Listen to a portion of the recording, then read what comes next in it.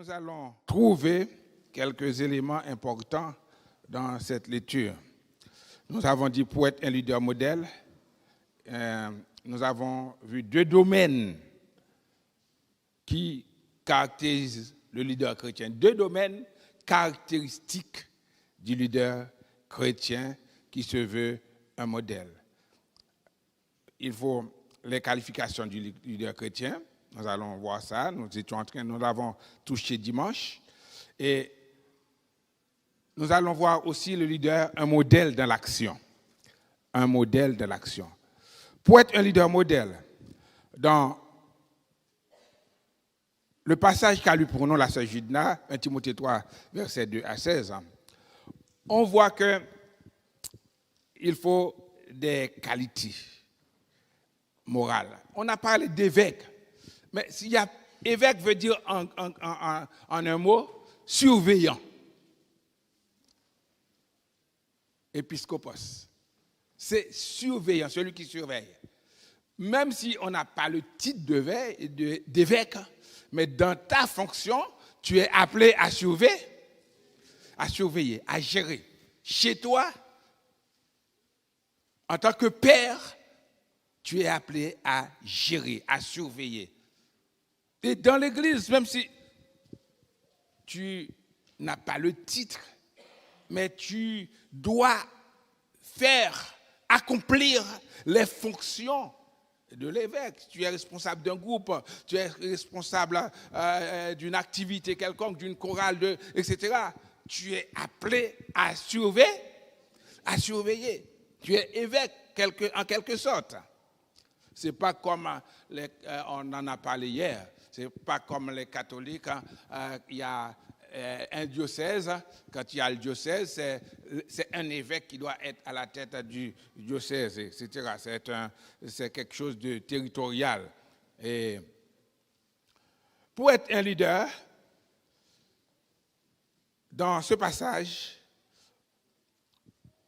on voit qu'il faut avoir des qualifications d'ordre social, moral, mental. Il faut avoir des qualifications d'ordre personnel, d'ordre domestique, etc. Il faut atteindre de la maturité. Socialement, on dit qu'il faut être irréprochable. C'est ce qui est écrit. Hein? Il faut être irréprochable. Il faut donc que l'évêque soit irréprochable, mari d'une seule femme, sobre, modéré, réglé dans sa conduite, etc., etc.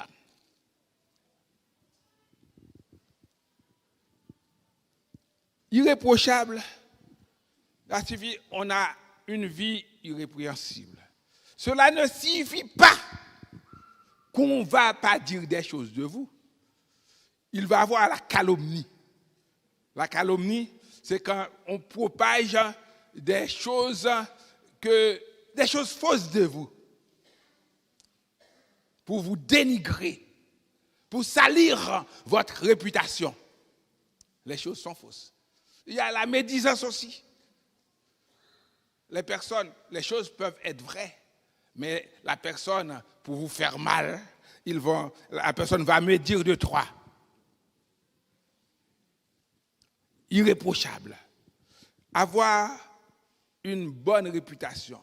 Ça ne signifie pas, quand on vous reproche, quand vous faites ça, il faut que ce que la personne propage ne soit pas vrai. Amen. Vous avez peut-être commis quelque chose, il n'y a personne qui puisse vivre sans faire d'erreur. C'est ça la Bible dit. Hein? Tout le monde commet des fautes.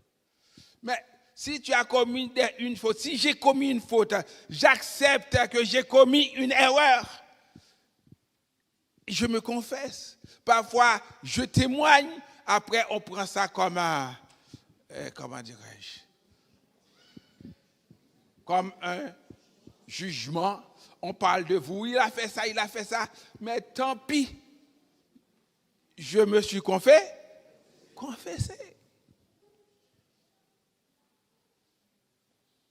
Il ne faut pas rester dans l'erreur. Il faut être irréprochable, avoir une bonne réputation. Moralement, il faut être mari d'une seule femme. Mari d'une seule femme, c'est important. On ne peut pas être leader et on a sa femme et on essaye d'avoir des copines, etc., etc. On vit dans l'homosexualité, on est leader. On est divorcé et remarié, on est leader.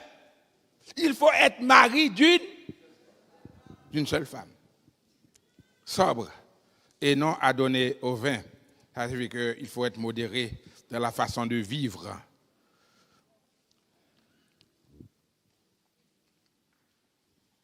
Mentalement, il faut être conciliant. Amen. Il faut être conciliant. L'état d'esprit de la personne qui dirige, le leader chrétien, doit être stable. Il doit avoir la maîtrise de soi. Un bon leader. Ça signifie que aussi, on doit être pacifique. On ne doit pas être là pour chercher la guerre. Là où il n'y a pas de problème, on met des problèmes.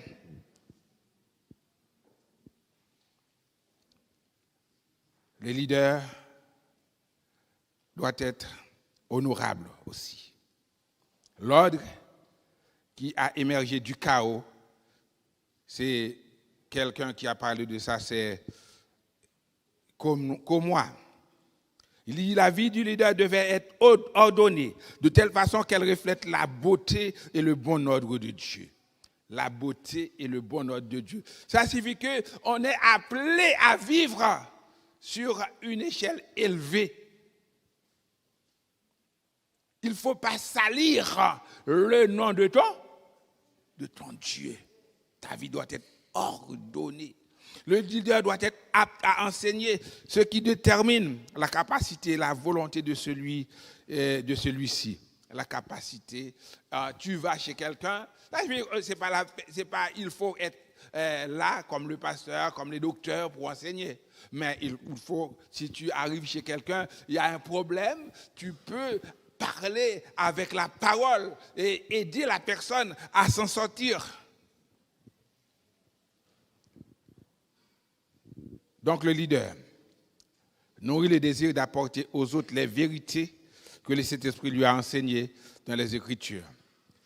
Il doit être un rude étudiant de la Bible et son enseignement doit avoir pour support une vie irréprochable. On ne va pas dire autre chose, ce que la parole dit. La chose peut être belle, mais si la parole, si elle contredit la parole, si elle n'est pas conforme à la parole, ce n'est pas bien pour un leader d'aller enseigner ça. Et sa vie doit être irréprochable. C'est quelques qualifications du leader. Il doit être qualification d'ordre personnel. Le leader chrétien ne doit pas être polémiste, querelleur, mais chaleureux. Tout ça, on le trouve dans le passage qu'on vient de lire. D'après le philosophe Aristote, celui qui possède cette qualité se souvient plutôt du bien que du mal. Du bien que l'on a reçu, plutôt du bien que l'on a fait. On ne doit pas être polémiste. On en a parlé tout à l'heure. On cherche la guerre tout le temps. On cherche les querelles, on cherche la bagarre. Et quand on entend, il y a un problème, au lieu de mettre de l'eau sur le feu, on jette de l'huile. Ah, si c'était moi, ça ne pas passer comme ça. Ou t'as ça passer Richardi? Ou t'as ça Casse-Nevet? Moi-même. En tant que leader, vous pouvez nous appeler pour dire, voilà, pasteur, ce que tu as dit n'est pas conforme. On s'arrange, on parle, on prie ensemble. On n'est pas là pour jeter de l'huile sur le feu. Le leader aussi, personnellement, il est hospitalier. C'est quelqu'un qui aime les étrangers. C'est ça, hospitalité. on a la porte ouverte pour recevoir qui que ce soit. La personne peut être convertie ou pas convertie. On dit qu'il y a des dangers, mais lorsqu'on est chrétien, on n'a pas peur de rien, parce que celui qui veille sur nous ne sommeille jamais, il ne dort jamais. Si l'Éternel ne nous protège, qui peut nous protéger? On doit faire effort, on doit veiller, mais en rien, si laisse que malheur doit arriver, la prie. Hospitalier, recevoir mon la caillou, pas faire n'importe où. De pourtant, de mon avis la caillou, tête ou chaud. C'est chrétien, yeah.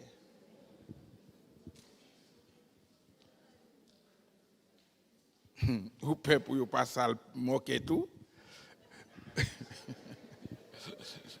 Ou peur pour qu'on soit peur encore. Mais ça a nettoyer. Il est vrai que les gens nous recevoir la caillou sont tête chargée, il est vrai, oui. Mais recevoir au nom de l'Éternel, l'Éternel combattra pour vous et vous gardez le silence. Ce que je trouve un peu incohérent ici, parfois quand on était dans un studio ou bien dans 2 pièces, parfois on prend d'autres personnes qui viennent, des amis ou bien etc. Mais lorsqu'on commence par avoir un grand appartement, un beau pavillon, on ne prend plus de personnes. Je ne sais pas. La maison est trop belle pour recevoir les gens. Mais la Bible nous demande d'être hospitalier. Le leader doit être désintéressé. Et nous avons... Il y a autre chose. Quand on fait quelque chose pour les intérêts, on ne doit pas servir Dieu pour les intérêts, pour de l'argent, pour les choses de ce monde. On doit être désintéressé. On dit que la convoitise de son frère jumeau, l'amour de l'argent et la quête de la gloire sont des facteurs de disqualification d'un leader chrétien. Je veux être pasteur pour avoir la gloire, pour être chef. Il y avait un moment, il y a une église qui était en proie des problèmes, qui se divisait. Oh, on a entendu la femme du pasteur qui dit, faut Marie me chef tout. Marie me doit chef tout. Est-ce on sert le Seigneur pour être chef? On devient servi? On doit être le premier serviteur, comme Christ l'a été. On ne cherche pas à être, à dominer.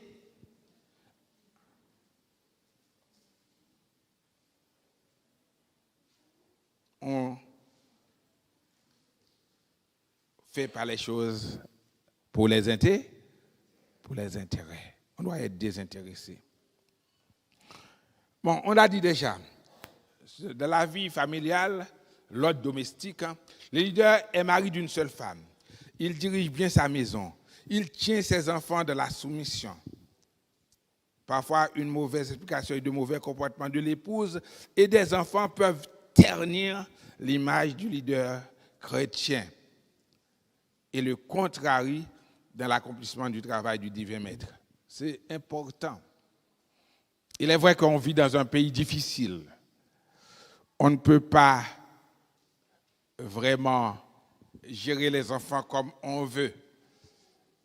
Mais Dieu, il nous éclaire, il nous donne la lumière, il nous donne son amour. Et on peut gérer notre maison. Amen. En ce sens, je salue pasteur Doristil qui est là avec ses enfants. Que Dieu bénisse ta famille. Et je salue toutes les familles de l'Église. Vous qui luttez pour mener ce combat avec les enfants. Ce n'est pas facile. Mais un leader doit diriger bien sa propre maison. Et je vous donne, ce n'est pas pour parler de moi. J'ai mon fils, le dernier, qui a été faire un stage chez quelqu'un dans une entreprise. Mais il a fait le stage. Moi, je ne savais rien du tout. Mais on est allé habiter tout près de cette maison, de cette entreprise. C'est AD, qui fait les réparations automobiles, etc. Quelques jours, quand je suis allé là-bas, je me présente pour un petit problème avec ma voiture. Et le monsieur, il a vu mon nom, il sait qu'il y a quelqu'un qui avait fait un stage à ce nom-là, c'est mon fils, c'est Boz. Il a dit, c'est toi le père de Boz? Comment tu as fait pour élever un enfant comme ça? Il me dit, l'enfant est sage, il est respectueux, et pourtant il est bien baraqué, mon garçon. Mais il a fait l'éloge de l'enfant. Il a dit une seule chose, il n'est pas d'accord avec lui, il a voulu le faire musulman, mais il n'arrive pas. Ça aussi c'est important. Quand on élève l'enfant dans la parole de Dieu, il ne se laisse pas entraîner par n'importe quelle voie. C'est pourquoi on dit aux frères et sœurs, quand on se marie, il y a l'unité spirituelle. L'unité spirituelle, c'est se marier avec un chrétien quand on est chrétienne, avec une chrétienne quand on est chrétien. On prend le temps pour prier avec l'enfant, on prend le temps pour lire la parole avec l'enfant. On lui apprend l'humilité, la sagesse. Si on était des bagarreurs à la maison, cet enfant-là pourrait être un bagarreur. Bon, il y a des exceptions, hein? Mais il faut prendre le temps ensemble pour élever l'enfant selon la parole de Dieu. Il faut que le leader ne soit pas un néophyte. Néophyte, c'est assifique, néophtone du grec. Hein. C'est un langage botanique. Hein. C'est quelque chose qui est planté, qui est bien enraciné et qui atteint la maturité. C'est ce qui est dit. Hein? Il faut que la personne, quand on dit néophyte, la personne ne doit pas être un nouveau converti. Un nouveau converti. La personne peut avoir un bon langage, etc. Il peut faire de bonnes choses, mais il faut qu'il prenne de la graine. Parfois, on met des personnes dans les activités. Dès qu'ils commencent à faire quelque chose, ils se sentent au-dessus des autres, ils posent des problèmes. Au lieu qu'ils n'apportent des solutions, c'est l'orgueil. Moi, je suis, etc. Il faut que la personne grandisse d'abord. Il faut le grandir. Il faut le prendre maturité. Ça, c'est... On a parlé du leader. Les qualifications. On voit qu'il y a des qualifications sociales, des qualifications morales, des qualifications personnelles, au niveau familial. Le leader doit être conforme à la parole. Et deuxième principe qu'on va voir, le leader doit être un modèle dans l'action. Le leader spirituel est un modèle. Modèle dans l'action. Le dirigeant chrétien doit par-dessus tout être un modèle pour les fidèles, selon 1 Timothée 4, verset 12. Il est dit un modèle pour les fidèles en parole, en action, en charité, en foi et en pureté. En d'autres termes, sa vie chrétienne et sa foi persévérante doivent servir d'exemple à la congrégation. Amen. On ne doit pas comme les autres qui disaient « fais ce que je dis, mais pas ce que je fais ». On doit être des modèles d'action. Les évêques doivent persévérer de la sainteté, la fidélité, la pureté et face à la tentation, ils doivent faire preuve de fidélité et d'amour envers Christ et envers l'Évangile. Le peuple de Dieu doit apprendre l'éthique chrétienne et la véritable piété au travers de la parole de Dieu, mais aussi par l'exemple des pasteurs ou des responsables qui vivent selon les critères apostoliques. Les responsables dont la qualité de vie est une illustration de sa foi sont absolument essentiels au plan de Dieu pour la direction de l'œuvre de Dieu. Amen. On doit être leader, on doit mener une vie conforme à la parole qu'on prêche. On doit être cohérent. On doit être modèle de service. Il a une volonté farouche de servir Dieu en servant les autres, comme Christ dans Matthieu 10, verset 45. Il déclare, le Fils de l'homme est venu non pour être servi, mais pour servir et donner sa vie en rançon pour plusieurs. Servir était la devise de Christ. C'est son désir le plus farouche. Et rien ni personne ne peut briser sa détermination et l'empêcher d'atteindre l'objectif que Dieu a fixé pour lui. Il était Dieu. Il est Dieu, on peut dire. Mais il est venu il a pris la forme d'un serviteur. Servus, servi, esclave. Jésus a pris cette forme-là pour pouvoir me sauver, pour pouvoir vous sauver. Et il l'a démontré dans Jean 13 qu'on a lu. Il a lavé les pieds des disciples. Si moi, Seigneur et Maître, je vous le fais, vous devez le faire aussi pour les autres. Un modèle de service. Le leader chrétien doit être un modèle de discipline. Ce mot est de la même racine que disciple. On voit discipulus, élève. Ça, discipline, on trouve c'est la même racine. OK? Ouais, disci. Un leader rempli du Saint-Esprit, c'est se soumettre volontairement à une volonté extérieure. Et c'est s'imposer une discipline rigoureuse, l'autodiscipline. L'apôtre Paul déclare, « Je traite durement mon corps et je le tiens assujetti afin de ne pas être moi-même rejeté après avoir prêché aux autres. » Et comme on dit, la charité bien ordonnée commence par soi. Il a dit, je traite durement mon corps. Après avoir, pour ne pas être rejeté, après avoir. On dit fait ci, mais on fait autre chose. Comment les autres peuvent nous suivre? On dit une seule action peut détruire 1000 paroles. Vous qui êtes responsables, vous qui êtes leader, vous qui êtes chrétiens, nous devons être des modèles. Il est capable de diriger parce qu'il se maîtrise lui-même. D'après le philosophe Bacon, on commande à la nature en lui obéissant. Quelqu'un a dit, on ne sait pas commander parce qu'on ne sait pas obéir. On veut être toujours chef, c'est ce que je dis, si je ne dis pas, etc., ça ne marche pas. Il faut savoir obéir.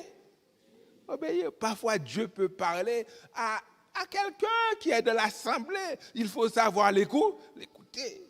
Ah, je suis pasteur, moi, tu n'as rien à me dire. Je suis diacre. Hein?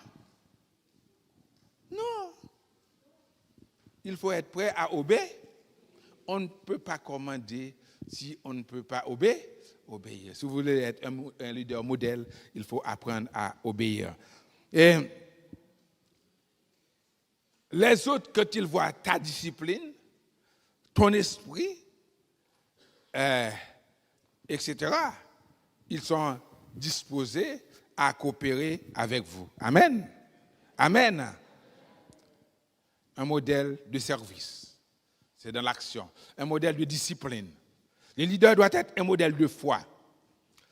Dans le livre d'Hébreux, au chapitre 11, la Bible fait éloge des hommes héroïques qui ont accompli des actes extraordinaires parce qu'ils avaient la foi dans les promesses de. La foi est une ferme assurance des choses, une démonstration de celles qu'on ne voit pas. Ils avaient la foi dans les promesses de Dieu. Parce qu'ils avaient cru dans l'omnipotence du Créateur. La foi est l'élément de base à quiconque qui est enrôlé dans le ministère divin. Si vous n'avez pas la foi, ou pas besoin de procher. Tu peux avoir de grandes connaissances. Ne t'approche pas si tu n'as pas la foi. Tu peux avoir de grandes richesses. Parfois, on pense parce que je paye le local, alors j'ai le droit. Il faut avoir la foi pour pouvoir se prévaloir d'être un leader dans le travail de Dieu. La foi donne, premièrement, la vision. Exemple, Moïse dans Hébreux 11, verset 27. Il voit ce qui est invisible. Par exemple, aussi, il y a Géasi, dans 2 Rois 6, verset 15 à 17. Il a vu, Géasi, l'armée qui avait entouré la maison d'Élisée. Mais Élisée, par la foi, a vu l'armée céleste, l'invincible armée céleste. Amen. La foi donne la vie, la victoire. Mais la foi donne la vision. Où est bagay moun pa wè? Parce que où gagne là la foi. Et la vision implique 2 éléments. Là où c'est leader. La prévision et la perspicacité. Ou une vision, qu'on y a, ou capable de prévoir, ou capable de voir qui sont prêts pour le faire. Et la perspicacité, ou ouais, vraiment comment bagay yo doit faire, ou essayer de comprendre ça qui besoin fait là. La prévision du leader lui permet d'anticiper le résultat final des investissements. Le leader responsable regarde toujours en avant pour voir comment les actions préconisées affecteront les générations présentes et futures. On ne peut pas travailler pour ça seulement. On ne peut pas travailler pour les passés, mais on va travailler pour le moment actuel et pour les moments à venir. Ça, c'est la prévision du leader. Il voit comment il doit organiser les choses pour que les choses soient capables de bien passer. On ne se jette pas tête baissée dans n'importe quel projet.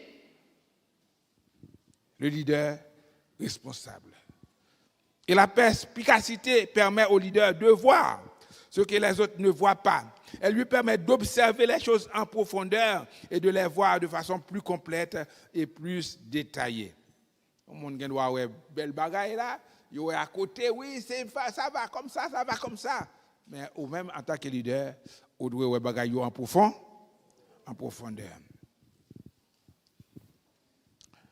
Et la foi donne aussi, nous dit, la vision. Premièrement, dans la vision, on joue la prévision et la perspicacité qui est capable de faire des bagailles en profondeur. Et il donne l'optimisme et l'espoir. Amen. Amen. L'optimisme et l'espoir. C'est dur de travailler avec quelqu'un qui est pessimiste. Le pessimiste voit les difficultés, des problèmes partout, en toute occasion. Il observe et fait jaillir toujours les difficultés. Ah, bien ça, nous ne sommes pas capables, nous ne sommes pas privés. C'est le pessimiste. Toujours la difficulté avant les possibilités, c'est ce qu'il fait jaillir. Une personne qui considère tout comme un fardeau ne peut pas être un serviteur fidèle du Seigneur, dit Watchman Nee. Une personne qui est toute bagaille, toute comme une charge, toute bagaille ou dit mon nan, moi suis pas capable, j'ai tel besoin de former à Haïti, etc. Il faut, j'ai pas le temps de me lever très tôt. Il voit toujours les problèmes. Parfois, le pessimiste, au lieu de voir, il crée des problèmes pour ne pas agir.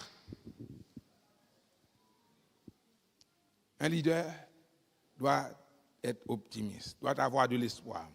L'optimisme du leader ne doit pas l'empêcher d'être prudent.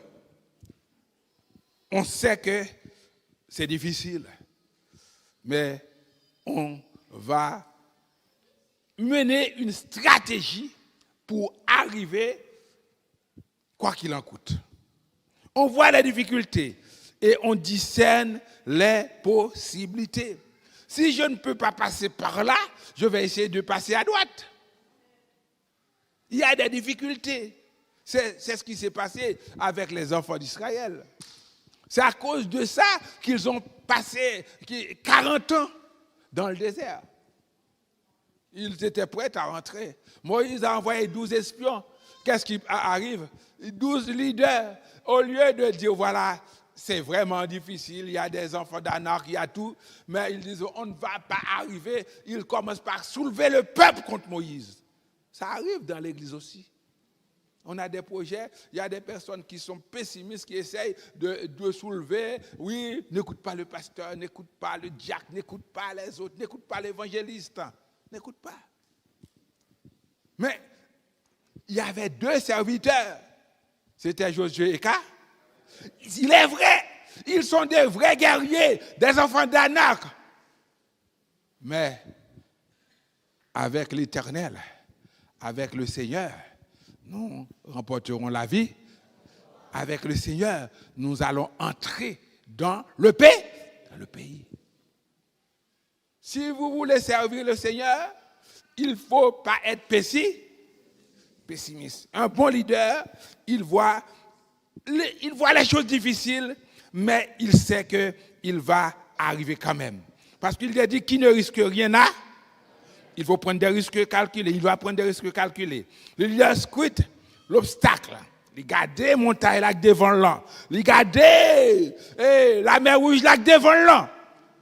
Mais Moïse savait qu'il y avait l'Éternel qui a le bâton, qui lui donne le bâton pour dire voilà, ce bâton-là, tu peux faire des choses avec. Par la foi, tu vas arriver.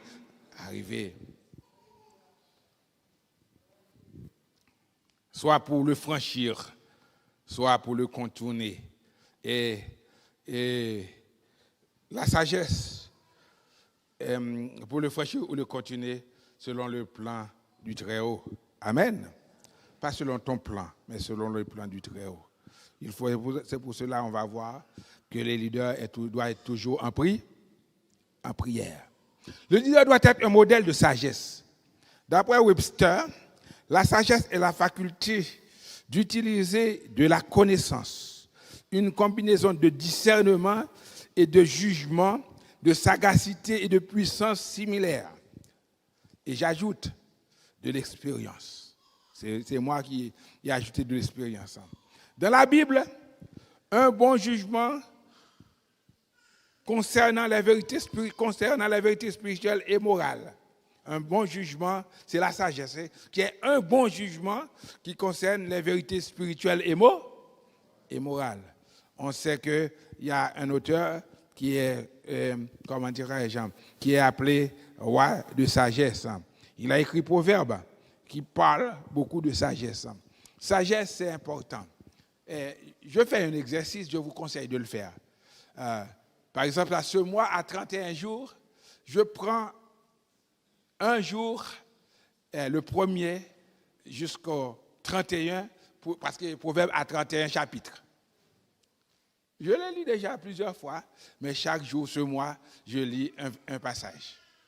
J'étais en train de lire, aujourd'hui on est quel jour? On est quel jour? On est quelle date?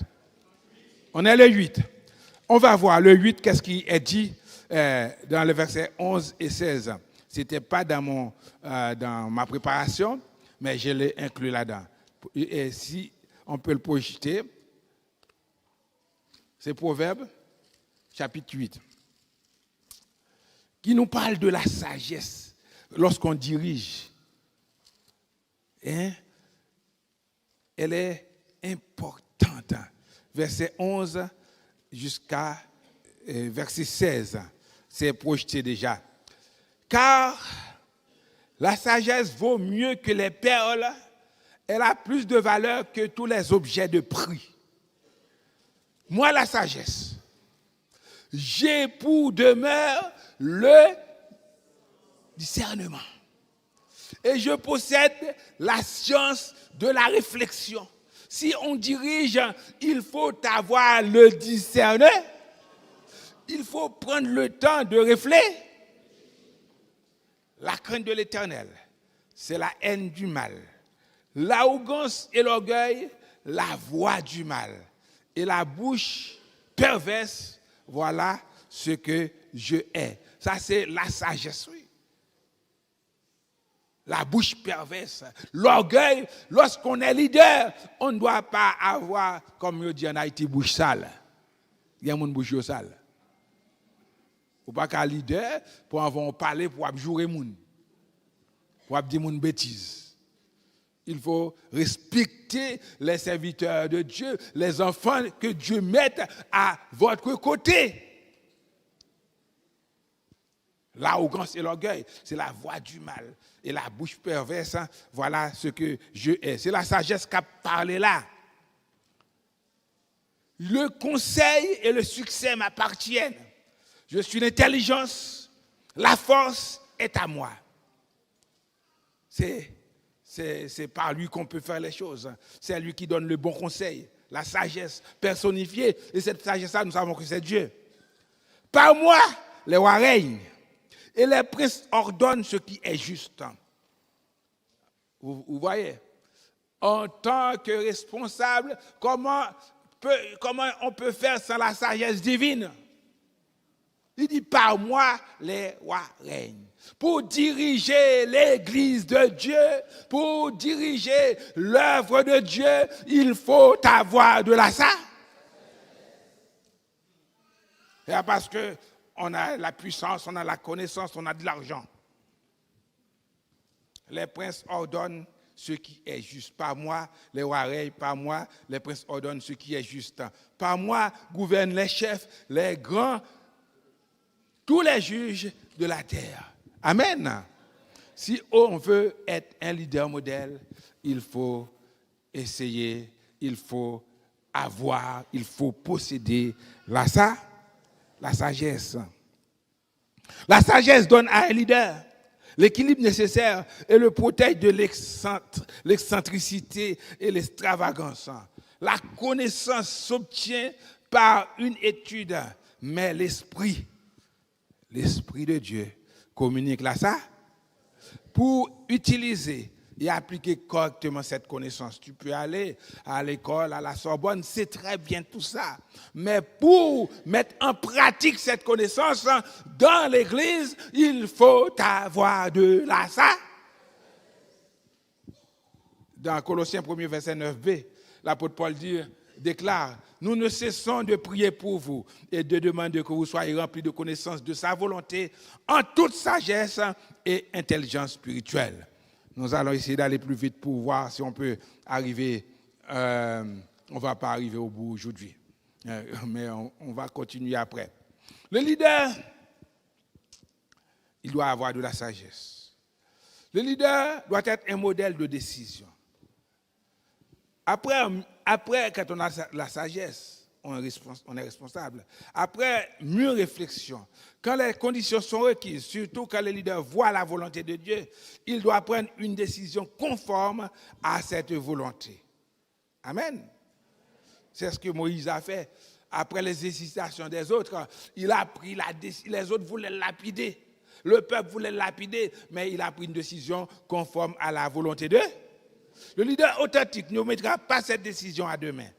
Car selon l'adage, on ne doit pas remettre à demain ce que l'on peut faire aujourd'hui. Parfois, trop de temporisation, trop et l'indécision sont fatales au leadership.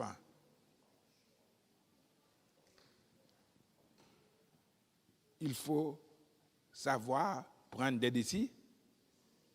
Il faut parfois, quand on prend des décisions, avoir de la détermination. Si tu vois que la chose, elle est conforme à la volonté de Dieu, elle est conforme à la parole de Dieu, elle ne va pas mettre, le travail de Dieu en péril. Parfois, il faut être déterminé.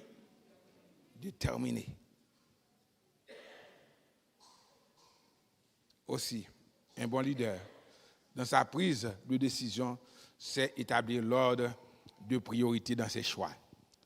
On prend des décisions, mais je dois faire ça avant. Je dois acheter ça avant. Je dois réaliser ça avant.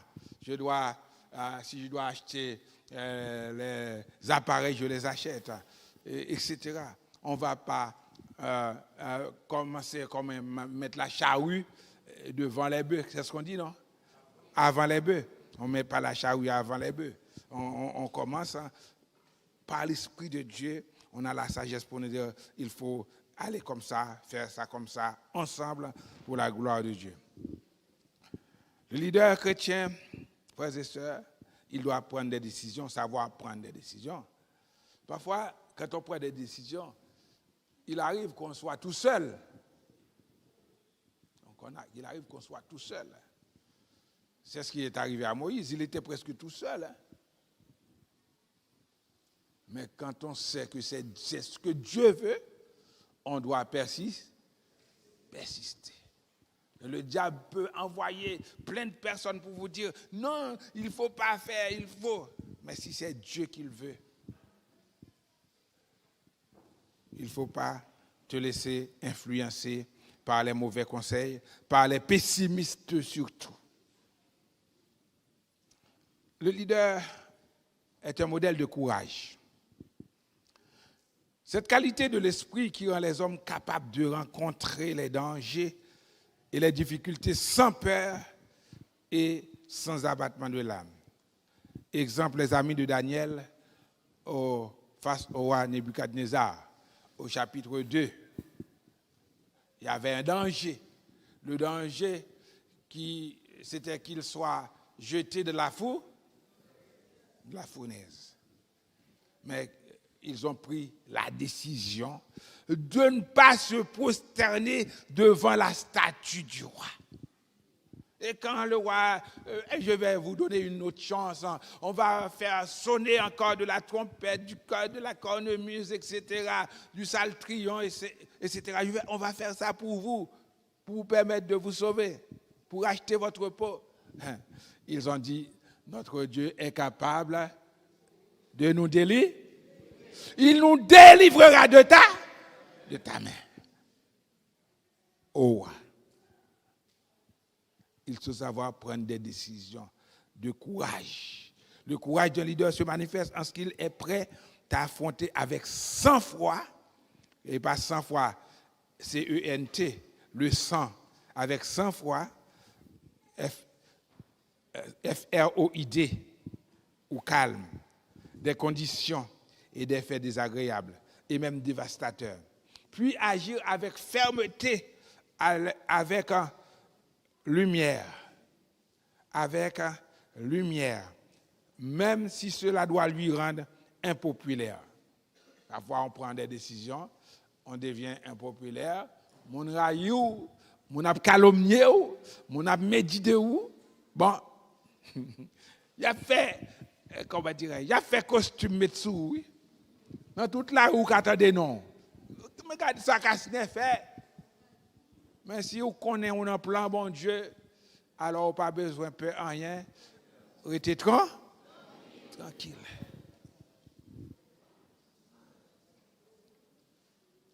L'inertie de l'opposition humaine ne le décourage pas.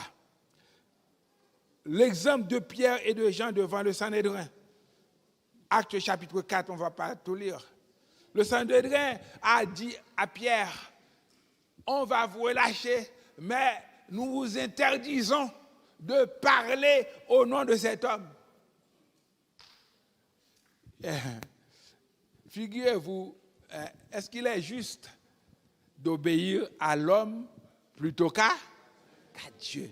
C'est ce qu'ils ont répondu, ces pauvres pécheurs, poissons d'antan, mais qui sont devenus de grands serviteurs d'eux. Courageux. Le leader est prêt à souffrir de l'incompréhension, de la jalousie, des critiques destructrices. Il y a des critiques constructrices, de la calomnie, de la solitude et même du rejet. Ou quand on fait travail ou bien, même si on rejette, mais on était dans le plan bon.